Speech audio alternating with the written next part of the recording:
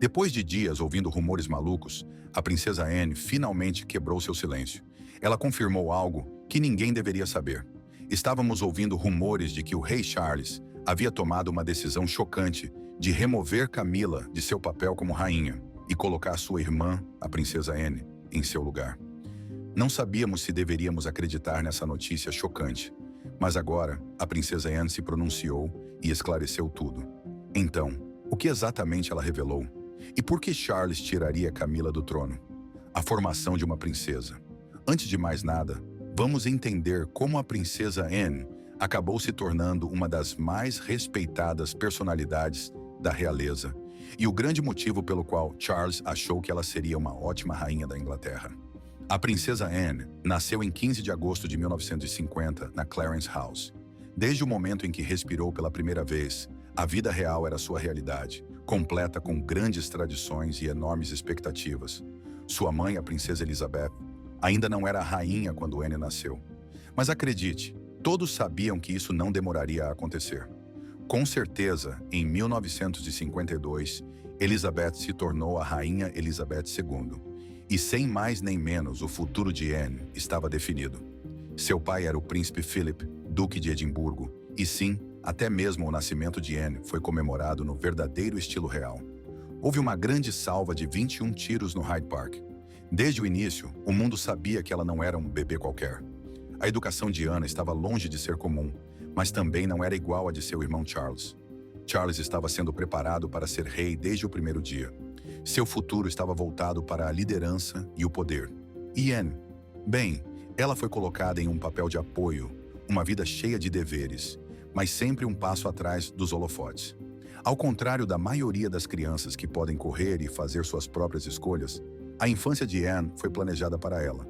Ela tinha uma governanta, Catherine Peebles, que era bastante simpática, mas convenhamos, ela não substituía a mãe ocupada. A rainha tinha uma agenda cheia, deixando Anne e seus irmãos para serem criados principalmente por funcionários. À medida que Anne crescia, ela aceitava sua posição secundária na família real. Charles era a estrela, o herdeiro, aquele que se esperava que deslumbrasse. Anne foi treinada para ser uma presença sólida, um apoio confiável em um mundo em que Charles sempre seria o ator principal. Ela não foi preparada para ser rainha, e sabia disso desde o início. Ainda assim, ela sentia orgulho de ser confiável e dedicada, sem todo o brilho e o glamour de ser a herdeira. E como Ana reagiu com o passar dos anos e com a chegada dos filhos de Charles, empurrando-a ainda mais para baixo na linha de sucessão. Ela ficou amargurada? Não. Muito pelo contrário, na verdade. Isso parecia lhe dar liberdade. Sem a pressão de estar mais perto do trono, Anne tinha espaço para moldar seu próprio destino e ser útil em seus próprios termos. Ela não ansiava pelos holofotes, nem pelas responsabilidades que vinham com eles. Na verdade, ela se sentia aliviada. No entanto, o que a diferenciava do resto do grupo real era seu amor por cavalos. Os cavalos se tornaram a fuga de Anne, sua paixão e sua maneira de se afastar dos deveres reais. Enquanto crescia, ela ficava praticamente grudada nos estábulos, e isso valeu a pena. Ela não era apenas boa, era excepcional. Com apenas 21 anos de idade, Anne venceu o Campeonato Europeu de Hipismo, o que foi um grande acontecimento no mundo equestre. Ela chegou a receber o título de Personalidade Esportiva do ano da BBC em 1971, algo que não se vê um membro da realeza ganhar todos os dias. O amor de Anne pelos cavalos tornou-se uma carreira séria. Ela representou a Grã-Bretanha em competições internacionais durante anos, e não podemos esquecer seu momento nas Olimpíadas de Montreal, em 1976, quando competiu com a equipe britânica de hipismo e, mesmo depois de sofrer uma concussão durante um evento, voltou ao cavalo e terminou o percurso. Sim, ela não se lembrava de ter completado os saltos finais devido à lesão, mas não desistiu. Esse tipo de tenacidade fez com que as pessoas se sentassem e prestassem atenção. Seu compromisso com os esportes equestres não terminou quando ela pendurou as botas de montaria.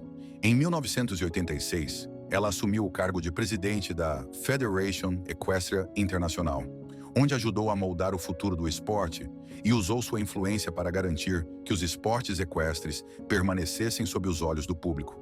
Ao mesmo tempo em que inspirava jovens atletas e defendia as causas com as quais se importava. Mas não podemos nos esquecer de seu trabalho de caridade, que sempre foi uma grande parte de sua vida. Desde 1971, ela é patrona da Writing for the Disabled Association, uma organização que oferece oportunidades de escrita para pessoas com deficiências. Essa é uma função que ela leva a sério e se manteve envolvida apesar de ter uma agenda real que poderia fazer sua cabeça girar. A princesa Anne sempre foi a realeza que não faz alarde. Ela faz o trabalho e não exige aplausos. Sua reputação como um dos membros mais esforçados da família real não é à toa. Quer esteja apoiando instituições de caridade, participando de eventos ou trabalhando nos bastidores, ela traz um nível de dedicação que é genuinamente impressionante. Mas o que ela faz pela monarquia? Quais são suas responsabilidades reais? As responsabilidades da princesa Anne. A princesa Anne tem se dedicado a todas as responsabilidades desde que completou 18 anos. E, quando dizemos todas, queremos dizer que ela tem levado seu papel a sério há décadas. Seu primeiro compromisso público foi logo após terminar a escola, em 1969, abrindo um centro educacional em Shropshire. Desde então, não parou mais. Ela se tornou uma realeza que não para. Vai a qualquer lugar, faz qualquer coisa, aparecendo onde quer que o dever a chame, seja no Reino Unido ou em algum canto distante do mundo. Anne não fica apenas sentada no Palácio de Buckingham tomando chá. Não, ela já esteve em mais países do que a maioria de nós pode citar. Noruega, Jamaica, Austrália, Rússia. A lista é interminável.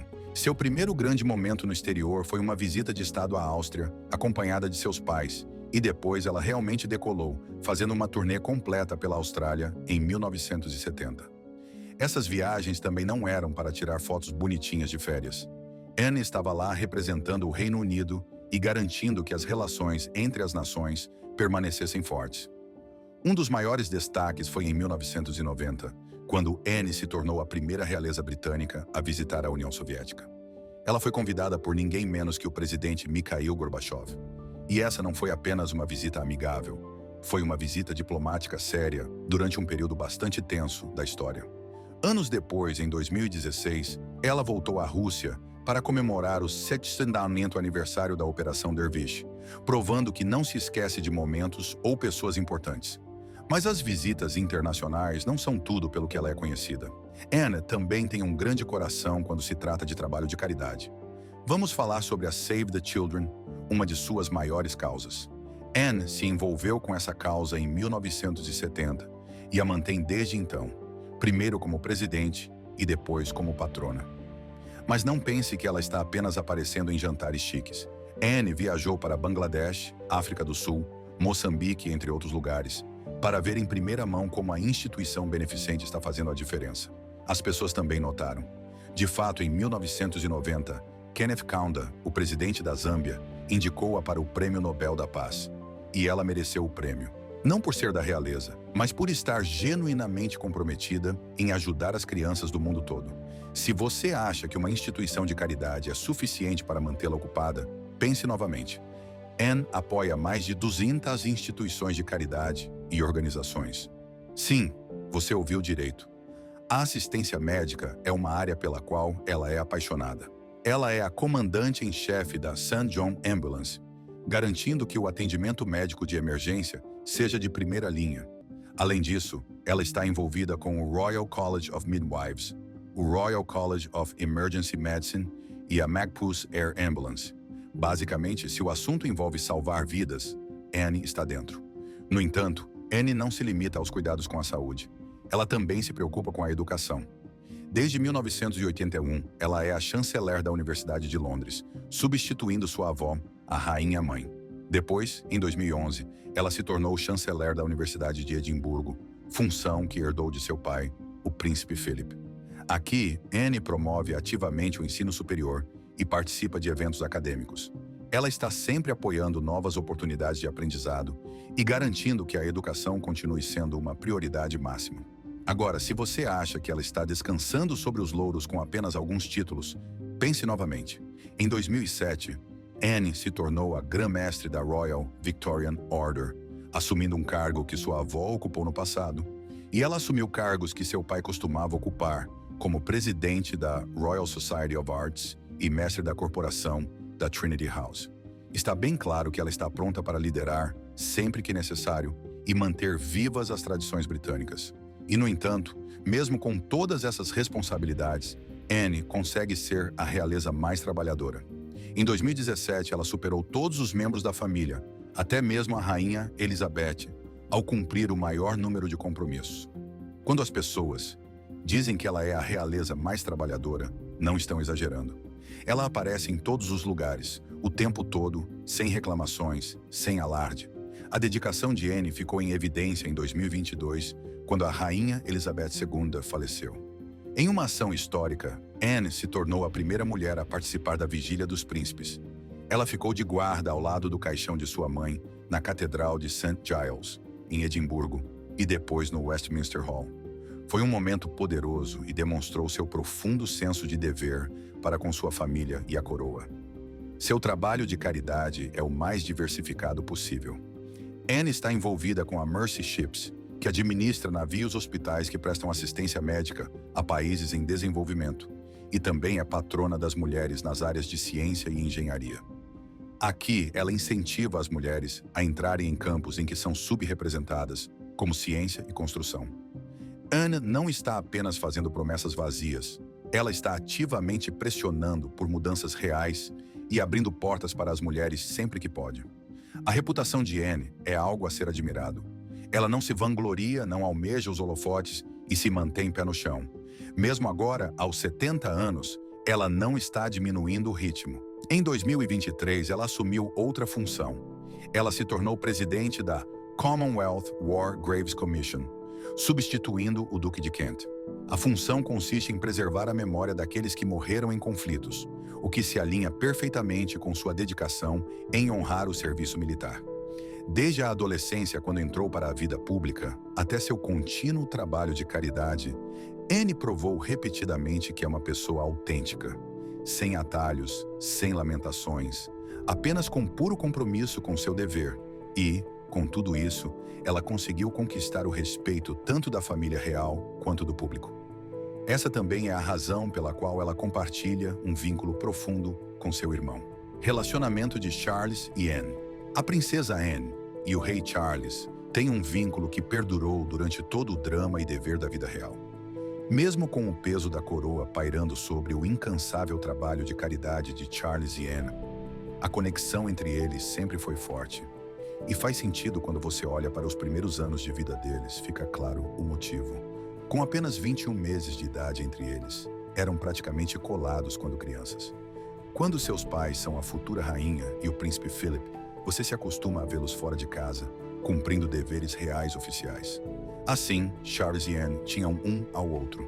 Ao crescerem no Palácio de Buckingham, eles eram mais do que apenas irmãos. Eles eram os confidentes mais próximos um do outro. Eles encontravam maneiras de aproveitar a infância enquanto o mundo observava, mas seus caminhos sempre seriam diferentes. Charles foi criado com a pressão de um dia se tornar rei, enquanto Ana conquistou seu próprio papel. No entanto, apesar das diferenças, não há como negar que suas experiências compartilhadas formaram um vínculo inquebrável. Uma coisa que sempre os uniu foi o amor pelos cavalos. Graças à sua mãe, a rainha Elizabeth II, Charles e Anne eram amantes de cavalos desde muito jovens. Eles passavam horas cavalgando juntos e os cavalos se tornaram uma paixão compartilhada que permaneceu mesmo quando eles cresceram. Eles ainda são vistos desfrutando de eventos equestres, seja em partidas de polo ou apoiando instituições de caridade para cavalos. Essa é uma das poucas maneiras pelas quais eles escapam do caos, dos deveres reais e encontram alegria. E ainda há a jardinagem, que também desempenhou um papel importante em seus laços. Quando crianças, eles trabalhavam em uma pequena horta no Palácio de Buckingham. Charles levou esse hobby a novos patamares.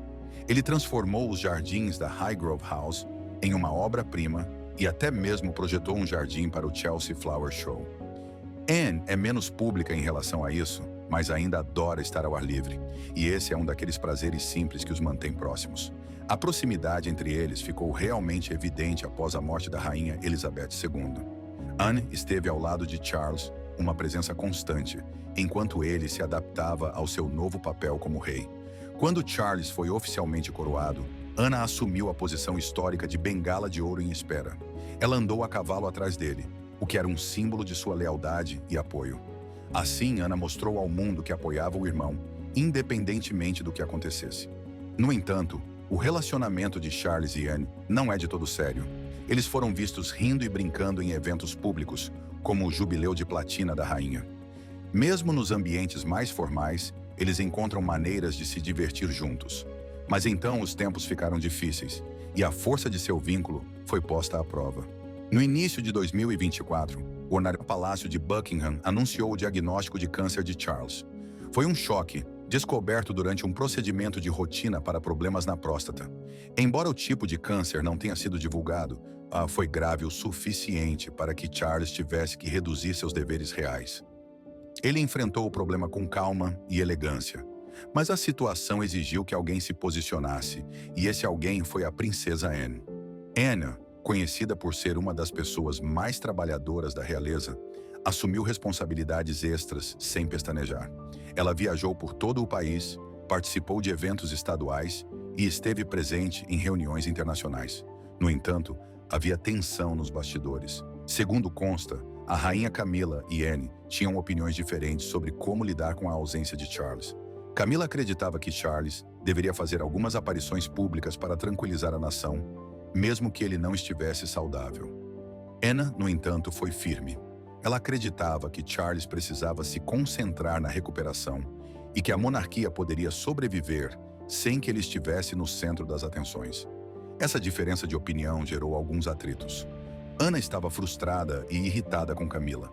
Para ela, a saúde vinha antes das aparências.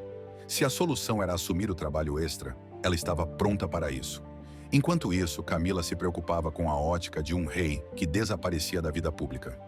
Anne discordou e seguiu em frente a toda velocidade, determinada a carregar a carga pelo tempo que fosse necessário. Apesar das discordâncias, Anne continuou a aparecer e a fazer o trabalho. Ela não estava em busca de elogios, estava fazendo o que achava certo. À medida que a saúde de Charles melhorava lentamente, ele começou a voltar a assumir suas funções. E agora ele decidiu tomar uma das maiores decisões para a monarquia. Anne se manifesta. Recentemente ouvimos rumores de que o rei Charles poderia estar pensando em substituir a rainha Camila pela princesa Anne. Sim, você ouviu direito. Fala-se que o apoio inabalável de Ana durante a recente crise de saúde de Carlos deixou uma impressão tão grande que ele está repensando o futuro da monarquia. Então, por que toda essa fofoca? Tudo começou quando pessoas de dentro da monarquia afirmaram que Anne havia insinuado uma certa tensão entre ela e Camila. De acordo com os relatos, Anne sentiu que era hora de revelar a verdade, dando a entender que Camila não havia se destacado quando Charles mais precisava de apoio.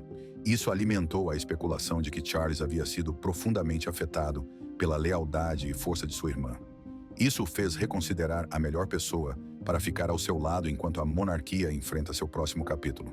Também ouvimos um boato de que Charles ficou comovido com a dedicação de Anne ao longo dos anos e teve um momento de emoção em que reconheceu seus sacrifícios e sua incrível ética de trabalho.